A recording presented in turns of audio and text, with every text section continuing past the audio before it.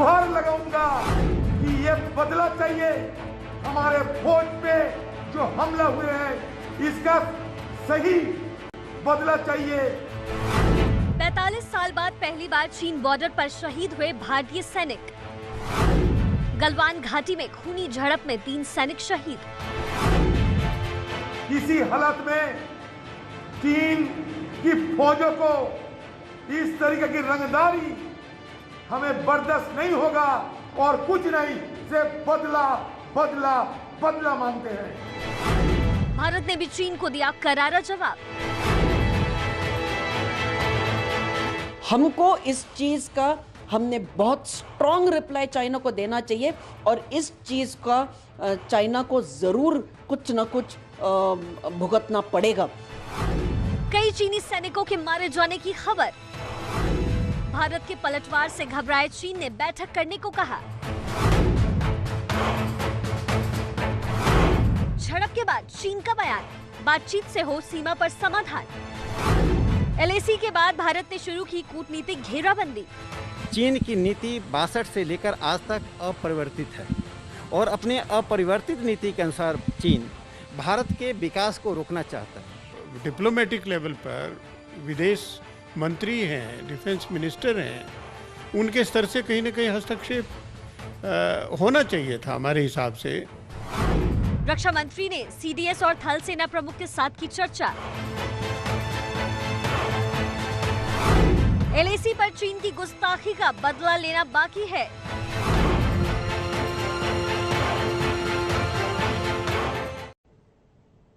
आज के शो में मैं राजनीतिक मेहमानों के पास जाऊं उससे पहले मैं रक्षा विशेषज्ञों का रुख करूंगी और मुझे लगता है पहले आना चाहिए जनरल रामेश्वर रॉय को। सर, क्या चीन से डील करने में कहीं चूक हो गई हमसे?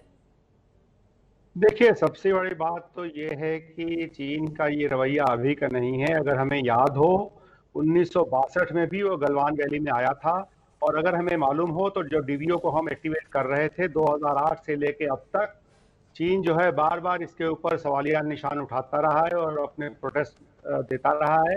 अभी जब पिछले साल भारत ने रीऑर्गेनाइजेशन किया था जम्मू एंड कश्मीर का तो उसके ऊपर भी चीन में काफ़ी बौखलाहट हुई थी। तो इसके ऊपर जो इस एरिया के ऊपर ईस्टर्न लद्दाख में जो उसका बिल्डअप है वो काफ़ी समय से चल रहा है। तो इसको हम ये नहीं कह सकते कि उसने धोखा दिया है, क्योंकि वो बहुत सोची समझी रणनीति से उसने जो है इस गर्मी के दौरान जब ये समर एक्सरसाइज करते हैं वो लोग और उसके जो है एवज में उसने आकर के ये जो लोकेशंस ऑक्युपाई की है, खासकर जो पेंगोंगसो का नॉर्थ का इलाका है, उत्तर का इलाका है और जो गलवान वैली का इलाका है और डेमचौक में भी वो जो है अपनी पोजीशन को मजबूत कर रहा है। तो ये उसकी एक सोची सीधी रणनीति है जिसके हिसाब से वो ईस्टर्न लद्दाख में इस बार आया है। और हमें ये समझ लेना चाहिए, आज से 6 हफ्ते पहले जब ये बात हुई थी तब से लेके अब तक हमें ये बात समझनी चाहिए कि यहाँ पे उसके आने से बहुत दूर इसके जो है स्ट्रेटेजिक परिणाम है जिसके लिए हमने सोच विचार किया हुआ है। और यहाँ जो बार बार मैं सुनता रहता हूँ कि हम बदले की भावना से ये काम करना चाहते हैं, जी नहीं, रणनीति के साथ बदले की भावना से अधिक अपनी सूझबूझ होती है और देश के लिए जो अच्छा होता है दूर चल के उसी चीज को किया जाता है। और दूसरी बात जो सही बात आप कह रहे हैं सर, इसीलिए मुझे लगता है लेफ्टिनेंट जनरल राजेंद्र सिंह को आना चाहिए। और सर, मैं आपसे समझना चाहती हूं कि इसी मंशा के साथ चीन इस इलाके में आया हुआ था, फिर अब जबकि चीन ने ये खूनी झड़प भारत के साथ की है, हमारे 3 सैनिक शहीद हो गए, बावजूद इसके कि हम बातचीत के जरिए तनाव कम कर रहे थे, आज फिर हम चीन के साथ बातचीत कर रहे हैं। इसे किस तरीके से समझा जाए? आपने जो कहा उसके अंदर थोड़ा सा तो जरूर सच्चाई है, लेकिन मैं समझता हूं कि ये एक बहुत सीरियस डेवलपमेंट, इस डेवलपमेंट को हम लाइटली नहीं ले सकते जी। लेकिन इसके साथ साथ मैं एक चीज जरूर बताना चाहता हूं कि ये डेवलपमेंट इसलिए हुआ है कि आपका और चीनी सेना का परसेप्शन जो है एलएसी के लिए वो अलग अलग है। लेकिन जहां तक गलवान वैली का सवाल है, यहां पर जरूर चीन ने धोखा दिया है। बिकॉज 2002 एंड 2003 में जब चाइना और इंडिया के बीच में बातचीत हो रही थी एलएसी के बारे में, हमने आपस में अपने दोनों मैप एक्सचेंज किए थे। उस वक्त मैं इंडियन डेलीगेशन का मेंबर था और deputy director general military operations था। जब वेस्टर्न सेक्टर का मैप हमने आपस में एक्सचेंज किया, उसके अंदर चीन ने गलवान वैली के जिस इलाके में अभी जिसको अपना बताया है, वो क्लियरली उन्होंने मार्क कर इंडिया का हिस्सा उसको है ना बताया था। सिर्फ 3 या 4 जगह पर जो वेल डिमार्केटेड एरियाज हैं, सिर्फ वहीं पर थोड़ा बहुत हमारे परसेप्शन में आप बहुत महत्वपूर्ण जानकारी दे रहे हैं सर कि किस तरीके से ये पूरा इतिहास जो रहा है चीन के साथ भारत का। मैं सिवात साहब के पास आऊं उससे पहले मुझे लगता है मैं अपने पॉलिटिकल गेस्ट का रुख कर लेती हूं, क्योंकि नलिन कोहली साहब, देश में भावना ये है कि जिस तरीके की रोबस्ट नो नॉनसेंस पॉलिसी हमारी एक और पड़ोसी पाकिस्तान के साथ है, उस तरीके से गोली और बोली साथ नहीं चलेगी। चीन को हम ये संदेश क्यों नहीं दे पा रहे हैं सर?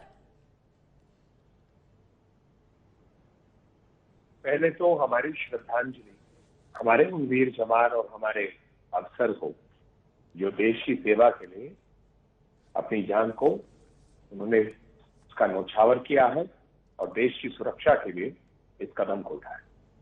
दूसरी बात, हमें थोड़ा सा इसको मन में रखना पड़ेगा। जनरल साहब ने बहुत महत्वपूर्ण बातें रखी अभी, लेकिन ये मामला मई से स्टार्ट हुआ है और ये पहली बार नहीं है कि नरेंद्र मोदी जी की सरकार के सामने हम लोगों ने ऐसी स्थिति देखी। चीन के साथ डोकलाम था, जिसमें बड़ा स्पष्ट हुआ भारत पीछे नहीं हटा, बिल्कुल नहीं हटा। कहीं पर भी हमारे सेना के सामने चुनौती आई है तो राजनीतिक इच्छा शक्ति है और हमारी सेना में वो जज्बा है और वो काबिलियत है कि वो कहीं पर भी भारत के हितों को और हमारी रक्षा में कुछ भी पीछे होने नहीं देते। सर, सेना के जज्बे को तो पूरा देश सलाम करता है ना। सेना के जज्बे को कोहली साहब पूरा में देश जो हमने सलाम देखा ये एक नई बात है, लेकिन इंपॉर्टेंट बात है। जी मैं इस पे आ रहा हूं एक, मैं क्योंकि रोमाना जी ये महत्वपूर्ण विषय है और मई में हमने जो देखा है कि बहुत सडनली एस्केलेशन हुआ था, जहां पर ट्रूप्स उन्होंने बहुत क्लोज लिया है, खासकर गलवान में। यह भी हमें मन में रखना पड़ेगा कि गलवान में डी एस्केलेशन की बात चल रही थी, क्योंकि अलग अलग स्तर पर बातचीत हो रही है। जो रिपोर्ट्स आए हमें वेट करना चाहिए ऑफिशियल अकाउंट क्या है, क्योंकि अभी तक चीन की तरफ से ज्यादा बयान आ रहे हैं। हमारी सेना ने हमारे बारे में कहा है, लेकिन पूरे जो उचित आंकड़े हैं, सब कुछ है, जानकारी है, जरूर आएंगे। बिल्कुल नलिन कोहली साहब, आप जो बात कह रहे हैं, इसीलिए तो हम ये कह रहे हैं कि गलवान में चीन ने धोखा दिया, क्योंकि यहां तो बातचीत के जरिए तनाव कम करने की कोशिशें की जा रही थी ना। यहां तो ये माना जा रहा था कि डी एस्केलेशन हो रहा है। दोनों देश जो हैं अब वो कहीं ना कहीं तनाव कम करने की दिशा में पीछे हटते हुए नजर आ रहे हैं। लेकिन आज खबर क्या आती है कि हमारे 3 सैनिक शहीद हो गए। सुप्रिया को आना चाहिए यहां पर। सुप्रिया, क्या लग रहा है चीन से डील करने में, क्या आपको लगता है कि चूक हो गई है? कि आज जिस दिन हमारे 3 सैनिक शहीद हुए हैं, सबसे पहले तो उन दिवंगत आत्माओं को हमारी श्रद्धांजलि। और मैं एक अनइक्विवोकल बात, ये गैर राजनीतिक या राजनीतिक जिस तरह से भी देखी जाए, unequivocal support to the government of the day है, क्योंकि नेशनल सिक्योरिटी पे बीजेपी वर्सेस कांग्रेस नहीं है, ये विपक्ष वर्सेस गवर्नमेंट नहीं है, ये नेशनल सिक्योरिटी का मामला है, इसमें हम सब स्टेक होल्डर्स हैं। मेरा यह मानना है कि चीन के साथ जो हमारी रणनीति रही है, उसमें कहीं पर आज भी चीन इस दुस्साहस के बाद भी, हमारे सैनिकों को मारने के बाद भी आज चीन दुष्प्रचार करता फिर रहा है दुनिया में कि हमने अग्रेशन किया। चीन को सबक सिखाना होगा।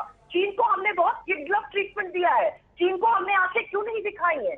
आज तो देश को बताना होगा कि किस सर्कमस्टेंसेस में हुआ है। सेना ने अपने बयान में अनइक्विवोकल शब्दों में कहा, ये गलवान वैली में वायलेंट फेस ऑफ हुआ है। गलवान वैली तक अगर चीन घुस आया है तो इसके बारे में तो जवाबदेही होनी चाहिए। और मेरा ये मानना है कि इस चीज को छुपाने से, चीन को बिनाइन ट्रीटमेंट देने से ये मामला नहीं होगा। नहीं, छुपा कौन रहा है? लेकिन बोले छुपा कि कौन रहा है? आप आपको ऐसा क्यों लग रहा है कि छुपाया जा रहा है? यहाँ पर नलिन कोहली हमारे साथ मौजूद हैं, उनसे मैं जवाब लूंगी। हम छोटे से ब्रेक के लिए यहाँ पर रुक रहे हैं, फौरन लौट रहे हैं। और ये बताती चलूं कि जो बात सुप्रिया कह रही थी कि चीन जिस तरीके का दुष्प्रचार कर रहा है, भारत सरकार की तरफ से चीन के उस दुष्प्रचार को खारिज किया गया है, ये कहते हुए कि नहीं, भारत की तरफ से कोई अग्रेशन नहीं हुआ उस तरीके का जिस तरीके से चीन की तरफ से दुष्प्रचार हो रहा है। संविधान की शपथ में आज गलवान में चीन के धोखे पर हम बात कर रहे हैं। चीन धोखा देता है और जनरल से जो बात सामने आ रही है कि ये हिमाकत चीन ने हवा में नहीं की है, बल्कि एक तरीके से सोची समझी साजिश के तहत चीन भारत को धोखा देता है। उस धोखे के बाद चीन की तरफ से मीटिंग की बात कही जाती है और हम आज सुबह से एक बार फिर चीन के साथ बात कर रहे हैं। क्या चीन के लिए ये नीति सही है हमारी? बिल्कुल नहीं है। देखो, इसमें कोई दो राय नहीं। मैं वहां पर चीफ ऑफ स्टाफ था 2 साल, 2011 से 12, और मैं जमीन से बिल्कुल वाकिफ हूं। ये चीन की सोची समझी साजिश है। ये गलवान घाटी के अंदर कोई भी डिस्प्यूटेड एरिया नहीं है। जो लाइन ऑफ कंट्रोल है हम दोनों मानते हैं कहां से जा रही है, मगर इस बार चीन ने क्या किया, एक्सरसाइज के नाम पे आए 3 से 4 हजार जवान इकट्ठे डायरेक्ट लेके आ गया।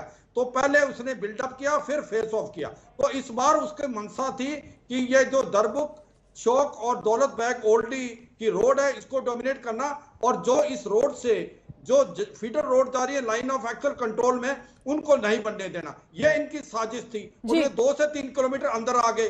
अगर अब ये डिफ्यूज करने की बात करने लगे, और जब डिफ्यूज करने की बात हुई, जब बातचीत चल रही थी, तो ये पत्थर, उसके बाद डंडे और जो आपके बैटन लेके आए और इन्होंने इनके ऊपर अटैक किया। अब ये एक प्रकार से विक्टिम कार्ड खेल रहे हैं जो इनका। सर, आपने बहुत अहम बातें यहां पर कह दी हैं। मुझे लगता है इसका जवाब नलिन कोहली को देना चाहिए कि नलिन कोहली जी, हमने चीन को उसकी मंशा में कामयाब क्यों होने दिया सर? और अभी हम बातचीत कर रहे हैं चीन से।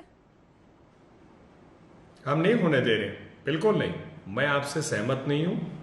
जनरल साहब जो है ग्राउंड सिचुएशन के बारे में जानकारी रख रहे होंगे, लेकिन सरकार की इच्छा शक्ति और सेना की काबिलियत पर मैं आपको स्पष्ट कर दूं, चीन इसमें सफल इसको नहीं हो सकता है, होने वाला ही नहीं है।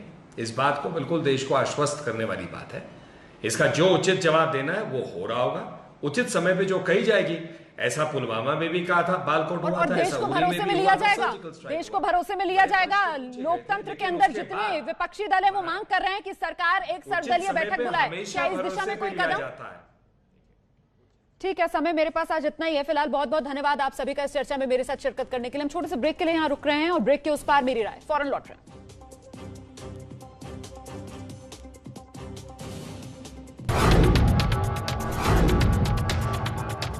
एबीपी न्यूज आपको रखे आगे।